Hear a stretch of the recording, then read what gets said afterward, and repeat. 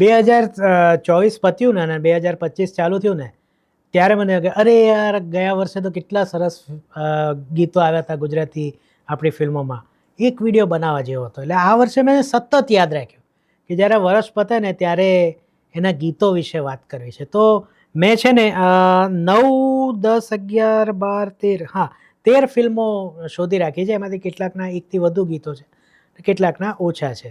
તો એના ઉપર આજે આપણે એક રસપ્રદ વિડીયો અત્યારે કરવા જઈ રહ્યા છીએ. નમસ્તે મિત્રો, હું છું સિદ્ધાર્થ છાયા.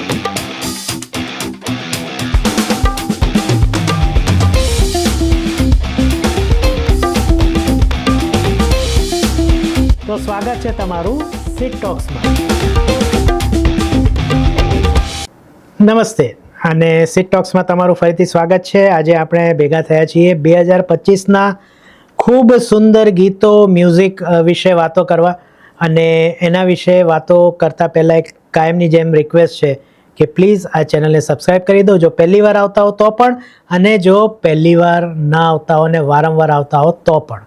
તો ચાલો વાત કરીએ કેટલા મનગમતા ગીતો આ વર્ષે મને મળ્યા અને જેને બહુ મમળાવવાનું મન થયું, સાંભળતો રહ્યો, પ્લેલિસ્ટમાં મૂક્યા, એ બધા ગીતો. તો જાન્યુઆરીમાં ફિલ્મ આવી કાશી રાઘવ. એના જે લિરિસિસ્ટ છે એટલે કે ગીતકાર છે એ છે જતન પંડ્યા અને મ્યુઝિક આપ્યું છે વત્સલ કવને. 3 ગીતો મને બહુ ગમ્યા. એમાં જે મા ગંગાવાળું જે ગીત છે ને, ઝુબિન નોટિયાલે ગાયું છે, એક એવી ફીલ આપતો, એટલે રૂવાડા ઊભા કરી દે કે હે મા ગંગા તારા પાલવમાં. બહુ જોરદાર. એટલે જે એમાં જે રોલ હતો આનો જયેશભાઈનો, એની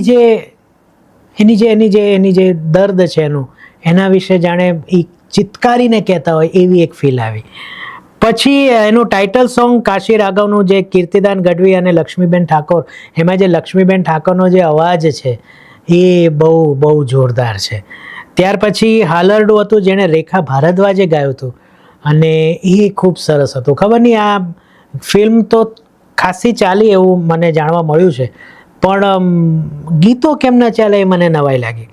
પછી એ જ દિવસે વિક્ટર 303 આવ્યું. એના ઘણા બધા ગીતો અને એના જે લિરિક્સ છે એટલે કે ગીતો છે ભાર્ગવ પુરોહિતે લખ્યું છે અને સ્વાભાવિક છે કે કેદાર ભાર્ગવે એનું સંગીત આપ્યું છે.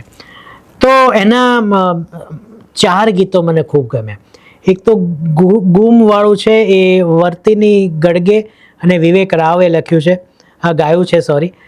પછી પંખા ફાસ છે, એ તો બધાનું બહુ ગમતું ગીત છે અને આ 4 ગીતો મારા પ્લેલિસ્ટમાં છે.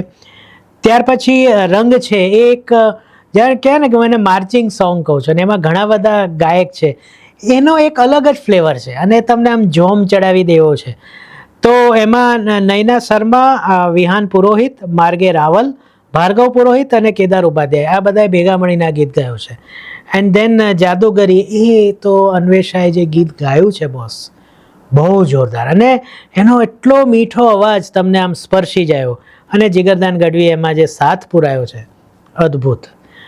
ત્યાર પછી આ જ જાન્યુઆરીમાં ફાટીને ફિલ્મ આવી. એમાં કોઈ ઓરિજિનલ ગીત નહોતું, પણ પાદરની ઓમલી હેઠે જે જૂનું ગીત હતું નરેશભાઈનું, એને ફરીથી મૂક્યું, રિક્રિએટ પણ ન કર્યું, એનું એ જ મૂકી દીધું. અને જે સિચ્યુએશનમાં ગીત આવી એમાં બહુ જ મજા આવી ગઈ. એ ગીત જોયા પછી મેં યુટ્યુબ પર સર્ચ કર્યું અને જોયું કે ભાઈ આ ગીત એકચ્યુઅલી શું છે, અને બહુ મજા આવી ગઈ. એટલે આ એક નોંધ, ખાસ વિશેષ નોંધ એની લીધી છે. આ ગીતનું મ્યુઝિક મહેશ નરેશે આપ્યું હતું અને જે ઓરિજિનલ ગીત છે અરવિંદ બારોટ અને અલકા યાજ્ઞિકે ગાયું હતું. ત્યાર પછી આવી મીઠડા મહેમાન અને એના 2 ગીત. ભાર્ગવ પુરોહિતે લખ્યા છે ગીતો, પણ મ્યુઝિક રાહુલ મુંજરિયાએ આપ્યું છે. ટાઇટલ સોંગ છે મીઠડા મહેમાન, જે આદિત્ય ગઢવીએ ગાયું છે. રાજસ્થાની લહેકો છે પણ ગુજરાતી એના લિરિક્સ છે અને બહુ જ સુંદર, ફૂટ ટેપિંગ અને મનમાં રહી જાય એવું. પણ બીજું ગીત છે એને મારે ખાસ મહેનત કરી છે, સફર જેનું એક ટાઇટલ છે, જીગરદાન ગઢવીએ ગાયું છે, બહુ જ સરસ ગાયું છે. મેં મારા રિવ્યૂમાં પણ કહ્યું હતું કે જ્યારે સ્ટેન્ડ અલોન સાંભળો ને કે યાર શું ગીત છે, પણ જ્યારે ફિલ્મમાં તમે એ ગીત જુઓ છો અથવા તો સાંભળો છો અને જે કનેક્શન બેસે છે એ જોરદાર છે. એટલે એ ગીત મતલબ ખૂબ ઊંડે સુધી ઉતરી જાય અને જીવનની જે ફિલસૂફી છે એને બહુ જ સરસ રીતના એમાં રજૂ કરી છે. એપ્રિલ મહિનામાં આ ફિલ્મ આવી. મે મહિનામાં આવી ભ્રમમાં કોઈ ગીત નહોતું, પણ એનું થીમ મ્યુઝિક બહુ કેપ્ટિવેટિવ છે, એટલે તમને આમ એન્ગેજ કરી રાખે. અને હું જ્યારે પણ કોઈ એવો મારી રીલ મૂકું કે સ્ટોરી મૂકું ઇન્સ્ટાગ્રામમાં જે ભ્રમનો થોડો પણ રેફરન્સ હોય તો એમાં હું એ ખાસ મૂકું. એ જે શરૂઆત થાય છે ને એક બે બીટથી અને પછી જે ઉપડે છે, બહુ જોરદાર. જૂન મહિનામાં જેલેબી રોક્સ મૂવી આવી. ચિન્મય પુરોહિત જે એના ડાયરેક્ટર છે એમણે ગીત લખ્યું છે અને વિનય કાપડિયાએ મ્યુઝિક આપ્યું હતું. અને જીવવાનું શરૂ કરીએ જાવેદ અલીએ ગીત ગાયું છે. બોસ, એક સ્ત્રી જે મેનેપોઝના એમાંથી બહાર નીકળીને કંઈક નવું જ જીવે છે, એની લાગણીઓને જે ચિન્મયભાઈએ શબ્દો આપ્યા છે અને જે રીતના જાવેદ અલીએ ગાયું છે, કોઈ કંઈક જૂના ગીતની યાદ અપાવે છે, પણ જેનો સૂર છે, તાલ છે, એ એકદમ સુધિંગ છે અને ખૂબ ગમે એવું ગીત છે. અચ્છા, તો જુલાઈ મહિનામાં આવ્યું સંઘવી એન્ડ સન્સ. એના 2 ગીત અને એમાં જે ગરબો છે, આવી રંગ ઘેલી રાત, જેને ઐશ્વર્યા મજુમદારે ગાયો છે. અને ઐશ્વર્યાનો જે સ્વર છે, જે મેં આગળ વાત કરી અન્વેષાનો, એવો જ ખૂબ મીઠો ઘંટડી જેવો અવાજ.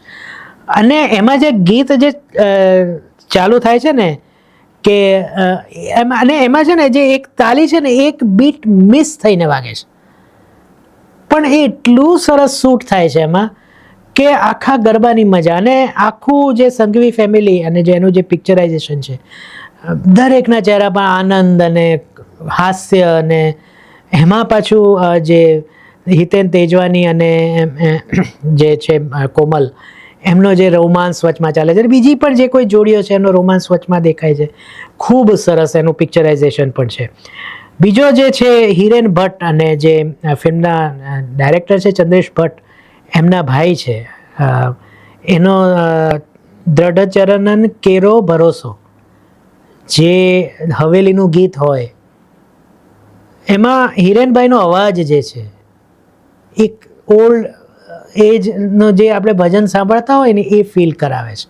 અને બહુ જ મજા આવે છે ફિલ્મમાં પણ. જ્યારે વૃંદાવનનું દ્રશ્યો આવતા હોય છે ત્યારે બેકગ્રાઉન્ડમાં આ ગીત વાગતો હોય છે, બહુ જ સરસ. અને આ તો ટ્રેડિશનલ ગીત છે, પણ જે પેલું મેં રંગ ઘેલી રાત કીધું તો એ ભાર્ગવ પુરોહિતે લખ્યું હતું અને કેદાર ભાર્ગવે સંગીત આપ્યું. આ વર્ષે કેદાર ભાર્ગવ છવાઈ ગયા છે રીતસર. વર્ષ લેવલ 2 આવી ઓગસ્ટમાં, અને એના બેકગ્રાઉન્ડ સ્કોર લગભગ 14 થી 15 બેકગ્રાઉન્ડ સ્કોર હતા, જુદા જુદા ડિફરન્ટ. 22 જો મેં લખ્યું છે તો મેં એમને એમ કીધું 22 જાતના ડિફરન્ટ હતા.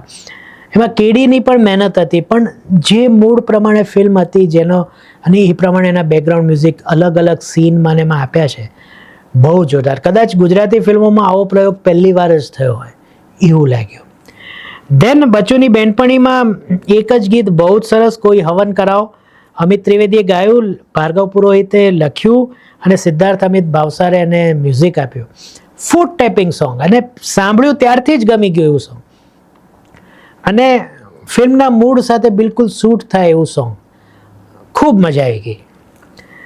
સપ્ટેમ્બરમાં નાન ખટાઈ આવી. 2 ગીત ગમ્યા હતા, પણ એમાંથી સૌથી ખૂબ ગમ્યું હોય તો એ મેઘલી સાંજ, સિદ્ધાર્થ અમિત ભાવસાર અને પ્રતીક્ષા શ્રીવાસ્તવે ગાયું છે.